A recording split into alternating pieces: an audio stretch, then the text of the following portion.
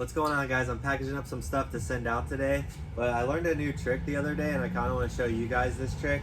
I had an idea that if I use this box resizer tool, that I could take like a complete box that's never been used and make it any size I want by using this leading edge to make a new sidewall. So this is what I'm going to do.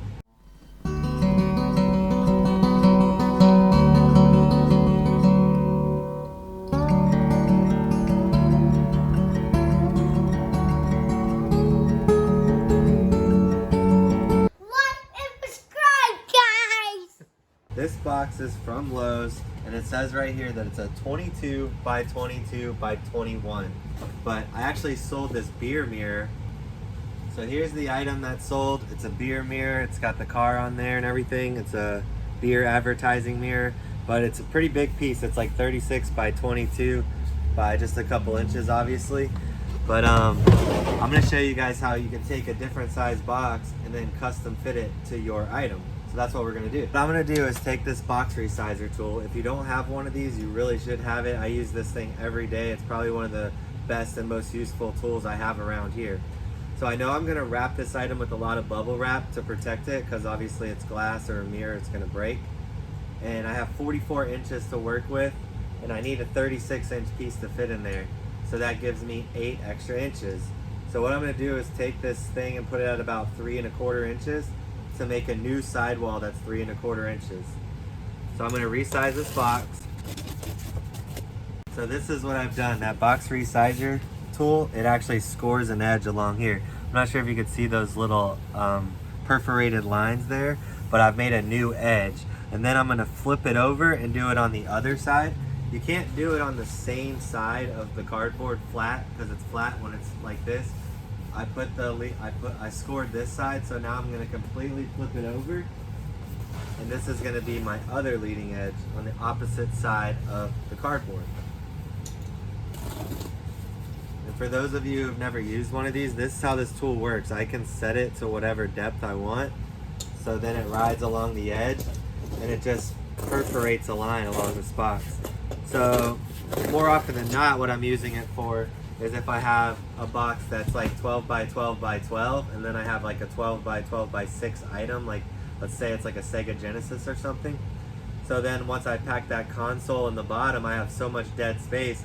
I can use this tool, score a new line, cut the corners down to the scored line, and then fold the edges in, and it makes a perfectly shapen, resized box. So now that I've scored this side and then the opposite side, what I'm gonna do is go ahead and fold the box on those corners.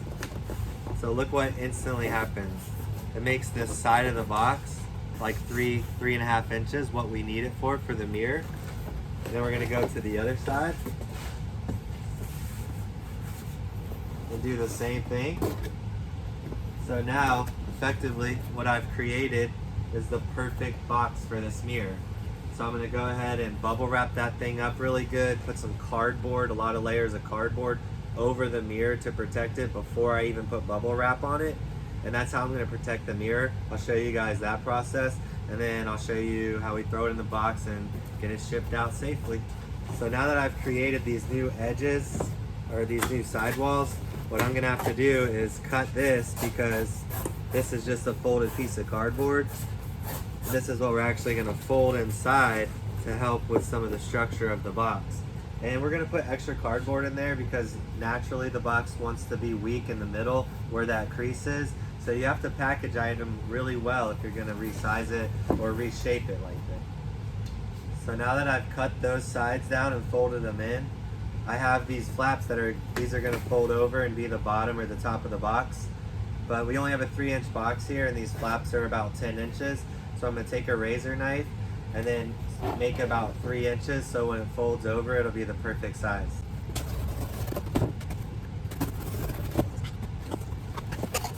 So now that I've done that, I'm gonna fold these over and do the same thing, make the cuts, and then we can tape up this side of the box.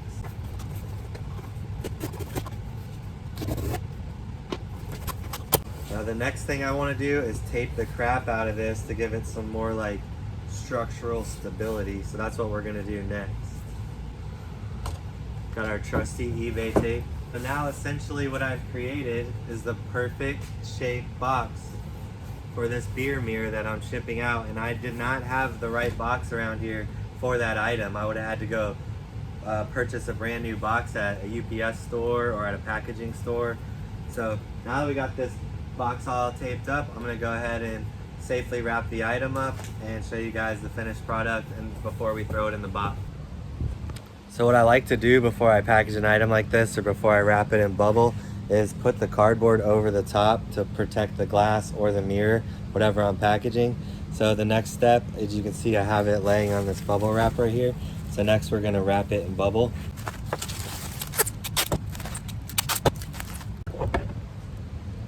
So now that I've wrapped it long ways, what I'm gonna do is wrap it the short ways all the way around. So like 3 times around, 3 little sections because they're 12-inch sections. That'll safely cover this item where I can just slide it into that box. Now we have our box cut, we have our item safely wrapped. I put a little bit of bubble down there, so when I drop this thing down, it's not just sitting on the floor or the cardboard, it's gonna be sitting on some bubble wrap. And this leaves me a couple inches on both sides to put some extra bubble wrap or padding down in the bottom. So as you can see, I got the item safely in there. So now we're gonna have to cut these corners here on both sides, score those down, and then fold it up like we did on the other side. And the last thing I'm gonna do is put a bunch of cardboard down in front of the side where the glass is on. Even though it has a cardboard layer between it and the box, I'm gonna put extra layers of cardboard in there to kind of make it more like shock proof. And those will be the last steps and we'll be done packaging this beast. So now that I have it well packed, I'm just doing the final tape job on this beast. I just like to go down and make everything secure on the short side. And then I secure it really well on the long side. Run tape long ways. So just basically like fastening this edge down.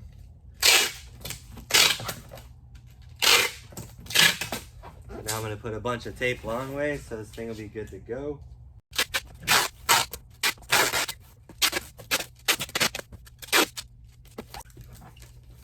So yeah, it was definitely a lot of work, but here's the finished product, and this thing is like perfectly packaged in the perfect box.